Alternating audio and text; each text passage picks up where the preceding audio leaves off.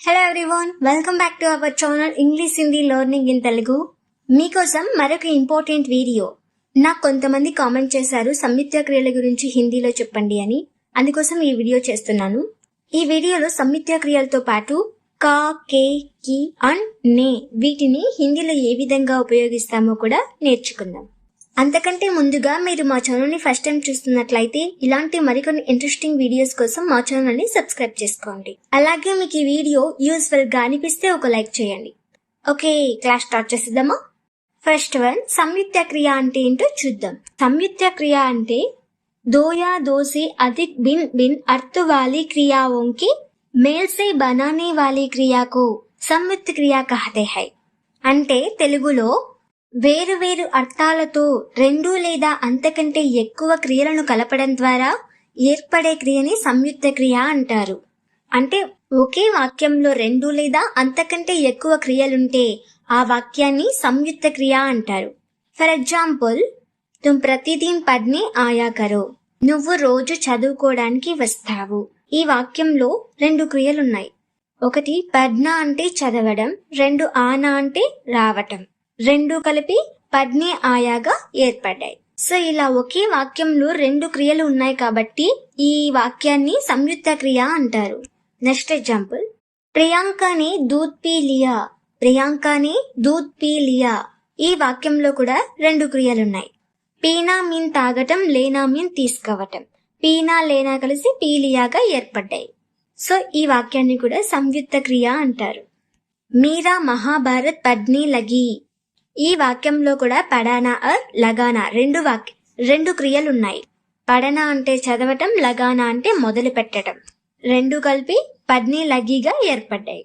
ఇలా రెండు లేదా అంతకంటే ఎక్కువ క్రియలు ఒకే వాక్యంలో వస్తే ఆ వాక్యాన్ని సంయుక్త క్రియ అంటారు. సంయుక్త క్రియ అర్థమైంది కదా?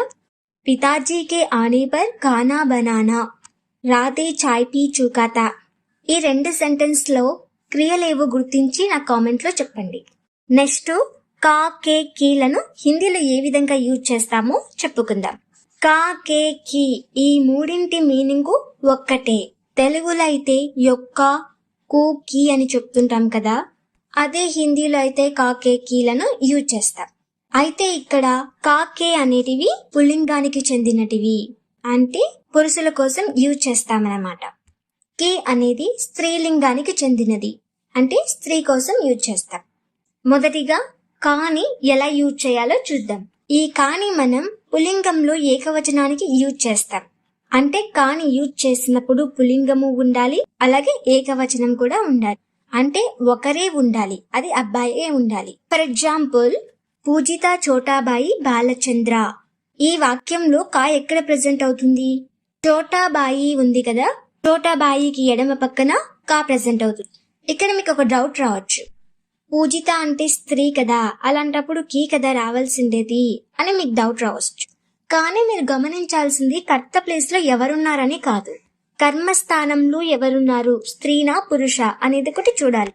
కర్మస్థానంలో బాయి ఉంటే కా వస్తుంది, బహాన్ ఉంటే కీ వస్తుంది. కర్త స్థానంలో స్త్రీ అయినా ఉండొచ్చు, పురుషుడైనా ఉండొచ్చు, అది మనకి సంబంధం లేదు. కర్మస్థానంలో ఎవరున్నారో తెలుసుకొని కాని ప్రెజెంట్ చేయాలా, కీని ప్రెజెంట్ చేయాలో నిర్ధారించుకోవాలి. పూజితాక చోటాబాయి బాలచంద్ర. ఇక్కడ చోటాబాయి అని ఉంది కాబట్టి కాని యూజ్ చేశాను, అది కూడా ఏకవచనంలోనే ఉంది. ఒకవేళ చోటాబాయి ప్లేస్ లో చోటీ బహాన్ ఉంటే అక్కడ కీ అని ప్రెజెంట్ అవుతుంది.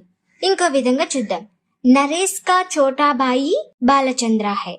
ఇక్కడ చోటాబాయి ఉంది కాబట్టి కా ప్రెజెంట్ అయ్యింది. ఒకవేళ చోటీ బహాన్ ఉండింటే కీ ప్రెజెంట్ అయ్యేది. సో కర్త ప్లేస్ లో ఎవరున్నారని కాదు, కర్మ ప్లేస్ లో ఎవరున్నారన్నదే ఇక్కడ ఇంపార్టెంట్. కర్త ప్లేస్ లో నరేష్ అని ఉన్నప్పటికీ ఇక్కడ చోటీ బహాన్ అని ఉంటే అక్కడ కీనే ప్రెజెంట్ అవుతుంది. కానీ ఏ విధంగా యూజ్ చేయాలో అర్థమైంది కదా. ఇప్పుడు కీని ఏ విధంగా యూజ్ చేస్తామో చూద్దాం. ఫర్ ఎగ్జాంపుల్, నరేష్ కి చోటీ బహాన్ భవానీ హై. ఎందుకు కీ వచ్చిందంటే ఇక్కడ కర్మస్థానంలో చోటీ బహాన్ ఉంది కాబట్టి. బహాన్ అంటే చెల్లెలు కదా, చెల్లెలు అంటే స్త్రీలింగ కాబట్టి కీ వచ్చింది. పూజితాకి చోటీ బహాన్ భవానీ హై. దీంట్లో కూడా చోటీ బహాన్ ఉంది కాబట్టి కీ వచ్చు. దీన్ని బట్టి ఏమర్థమైంది? కర్త స్థానంలో స్త్రీ అయినా పురుషైనా ఎవరున్నా మనకి సంబంధం లేదు. కర్మస్థానంలో ఎవరున్నారో అని నిర్ధారించుకొని కా పెట్టాలో కీ పెట్టాలో డిసైడ్ చేసుకోవాలి. అలాగే ఏకవచమా బహువచమా అని కూడా చూసుకోవాలి. స్త్రీలకైతే ఏకవచంకైనా బహువచంకైనా కీనే యూజ్ చేస్తాం. ఫర్ ఎగ్జాంపుల్, మాధవికి 2 లడకియే హై, సాన్వి और రోజా. మాధవికి 2 కూతుర్లున్నారు, శాన్వి మరియు రోజా. స్త్రీలకైతే ఏకవచంకైనా బహువచంకైనా కీని యూజ్ చేస్తాం. కానీ పురుషులకి అలా కాదు. పురుషులకి బహువచనం ఉన్నప్పుడు కేని మాత్రమే యూజ్ చేస్తాం. ఈ పేజీని కాస్త క్లియర్ గా అబ్జర్వ్ చేస్తే కా మరియు కీ మధ్య ఉన్న డిఫరెన్స్ ఏంటన్నది అర్థమవుతుంది. ఇప్పుడు కా మరియు కీని ఎక్కడ ఏ విధంగా ప్రజెంట్ చేయాలో అర్థమైంది కదా.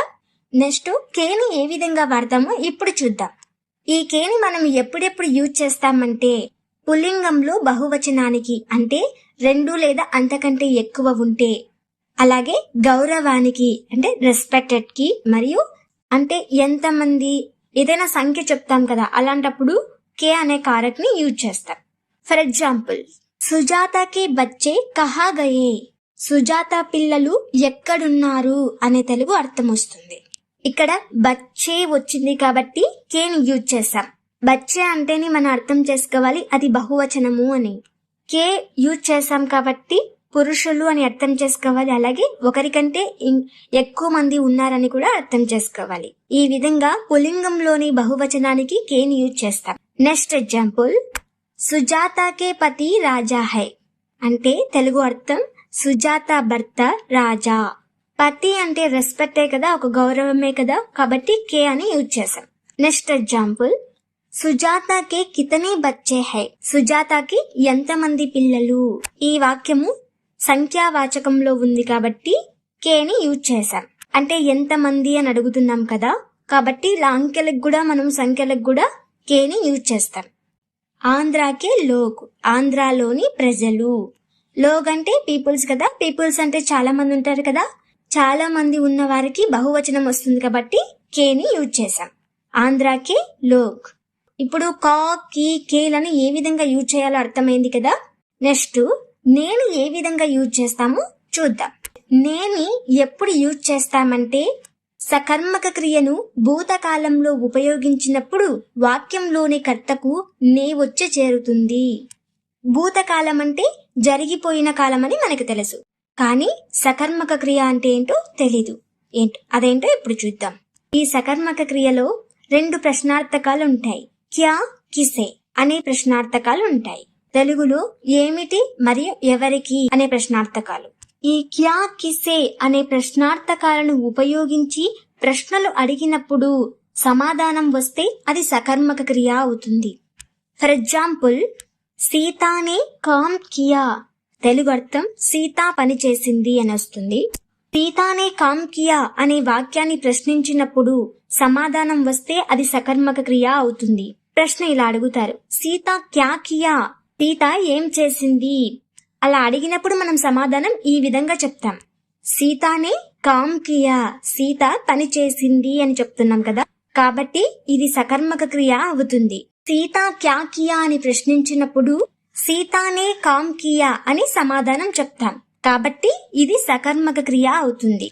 సకర్మక క్రియ అంటే ఏంటో సింపుల్ గా చెప్పాలంటే, ఒక వాక్యంలోని క్రియను క్యా లేదా కిసే అనే ప్రశ్నార్థకాలతో ప్రశ్నించినప్పుడు సమాధానం వస్తే అది సకర్మక క్రియ అవుతుంది. ఈ వాక్యము భూతకాలంలో ఉంది, అలాగే సకర్మక క్రియలో ఉంది, కాబట్టి కర్తకు నే వచ్చి చేరుతుంది. ఇంకో ఎగ్జాంపుల్ చూద్దాం. రామ్ నే టీవీ దేఖా, రామ్ టీవీ చూశాడు. ఈ వాక్యంలోని క్రియ వచ్చేసి దేఖ్నా అంటే దేఖా. ఈ క్రియను క్యా కిసే ప్రశ్నార్థకాలతో ప్రశ్నించడానికి వీలుందో లేదో చూద్దాం. రామ్ క్యా దేఖా అని ప్రశ్నించినప్పుడు రామ్ నే టీవీ దేఖా అని సమాధానం చెప్తున్నాం, కాబట్టి ఇది సకర్మక క్రియ, కాబట్టి కర్తకు నే వచ్చి చేరింది. వాక్యంలోని కర్తకు నే ఎలా వచ్చి చేరుతుందో అర్థమైంది కదా. ఒక సకర్మక క్రియను జరిగిపోయిన కాలంలో ఉపయోగించినప్పుడు వాక్యంలోని కర్తకు నే వచ్చి చేరుతుంది. ఏ విధంగానూ కింద ఎగ్జాంపుల్ ద్వారా తెలుసుకుందాం కదా. నేను ఏ విధంగా యూజ్ చేస్తామో అర్థమైంది కదా. కాకీలను స్త్రీలింగము పులింగానికి కాకీలను యూజ్ చేస్తారని చెప్పాం. మనసుల్లో అయితే ఎవరు పురుషుడు ఎవరు స్త్రీను అయితే ఈజీగా గుర్తుపట్టేస్తూ, మరి వస్తువుల్లో అయితే ఏది స్త్రీలింగం ఏది పురుషలింగం అని ఎలా గుర్తుపడతాం, దేనికి కా యూజ్ చేస్తాం, దేనికి కే యూజ్ చేస్తాం, దేనికి యూజ్ చేస్తాం అనే టాపిక్ గురించి నెక్స్ట్ వీడియోలో చూద్దాం. ఏ वीडियो अंत तक देखने के लिए धन्यवाद. Don't miss to subscribe and like.